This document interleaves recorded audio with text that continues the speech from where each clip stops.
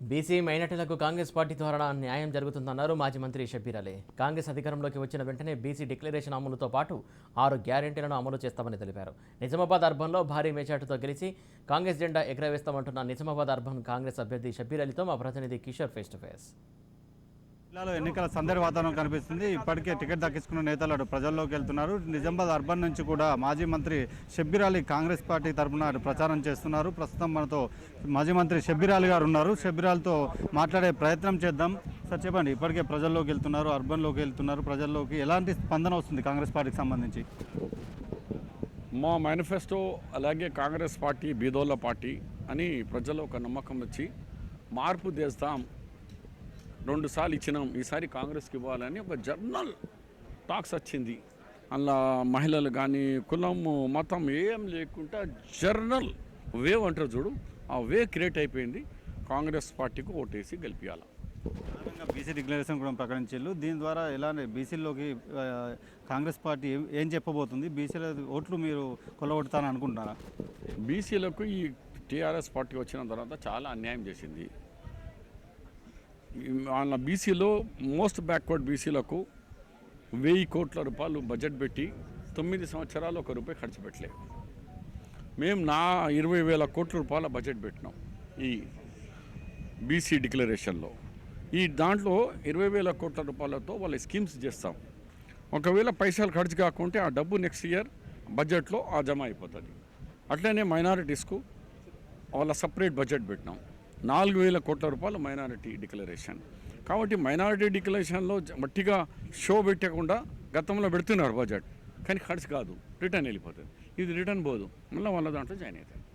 BC declaration వల్ల మైనారిటీలకు అన్యాయం చేయబోతుంది కాంగ్రెస్ అంటూ కూడా అధికార పార్టీ చెబుతుంది. వాళ్ళకు మైనారిటీ గురించి మాట్లాడే హక్కు లేదు. 12% ముస్లిం రిజర్వేషన్ కోటా ఇస్తా అన్నాడు. ఇప్పటివరకు ఉయ్యలేదు కుయ్యలేదు. 4కి తీసేయాలని జరిగిన కుట్రలు. కానీ మేము సుప్రీంకోర్టులో మేము ఉన్నాం. నేనే సొంతంగా పార్టీగా ఉన్నా కాబట్టి దాన్ని కాపాడుతున్నాను. నేను ప్రధానంగా ఉమ్మడి జిల్లాలో బీసీకి టికెట్ ఇవ్వలేదని పలు చోట్ల కాంగ్రెస్ కార్యకర్తలు రోడ్లు ఎక్కుతున్నారు. వారికి ఏం చెప్తారు? వాళ్ళని పిలిచి మాట్లాడుతున్నాం.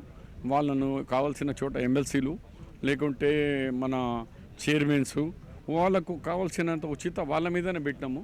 వాట్ యు వాంట్, ఇలా మీకు మీ గౌరవాన్ని కాపాడుతందుకు ఏం కావాలో కొన్ని సర్కమ్స్టెన్స్లో మేము ఇవ్వలేకపోయినాం. కాబట్టి ఇక్కడ 2 మైనారిటీస్కి లాస్ట్ టైం ఇచ్చినాం, లేదు. ఈసారి బీసీలకు కూడా కొన్ని టికెట్లు తగ్గిపోయినాయి, కొన్ని చోట పెరిగినాయి. ఇవి అన్నీ కూడా వాళ్ళు రెస్పెక్ట్గా వాళ్ళను పిలిచి ఇయ్యాలటి నుంచి ఆ కార్యక్రమం మొదలుపెట్టి కేసీ వేణుగోపాల్ గారు ఢిల్లీ నుంచి వచ్చినారు. ఆయననే హైకమాండే డైరెక్ట్, మన స్టేట్ లీడర్స్ కాకుండా హైకమాండ్ ఢిల్లీ వాళ్ళకు వాగ్దానం చేస్తుంది. చివరిగా నిజామాబాద్ అర్బన్లో ఈసారి పోటీ ఏ విధంగా ఉండబోతుంది? నిజామాబాద్ అర్బన్ ప్రజలకు మీరు ఏం చెప్పబోతున్నారు? అర్బన్ ప్రజలకు చెప్పేది, వాళ్ళిద్దరు కూడా వ్యాపారస్తులు. నేను 24 గంటలు పబ్లిక్లో సేవ చేసే వ్యక్తి ఉన్నాను కాబట్టి నేను ప్రజల్లో ఉంటా, ప్రజలకు సపోర్ట్ చేస్తా. నేను కొత్త వాడిని కాదు. వాళ్ళు అంటారు మేము ఈయనే పుట్టినా నేను కాదు.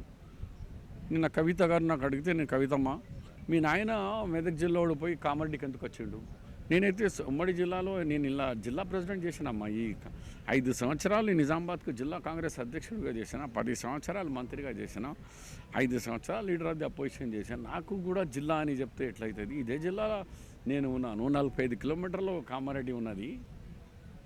కాబట్టి మేము పుట్టింది రాజకీయ ఫ్యామిలీలో. సేవనే మా వృత్తి, ఇంకా వేరే వృత్తులు కాదు. ప్రజలు సేవ 24 గంటలు 24/7. మొత్తానికి మాత్రం ఇటు బీసీలకు అలాగే మైనార్టీలకు కాంగ్రెస్ పార్టీ ద్వారానే న్యాయం జరుగుతుందని షబ్బీర్ అలీ చెప్తున్నారు. రానున్న ఎన్నికల్లో కాంగ్రెస్ పార్టీ అర్బన్లో జెండా ఎగరేస్తుందని కూడా మాజీ మంత్రి షబ్బీర్ అలీ చెప్తున్నారు. కెమెరా పర్సన్ చైతన్యతో కిషోర్, రాజ్ న్యూస్, నిజామాబాద్ నుండి.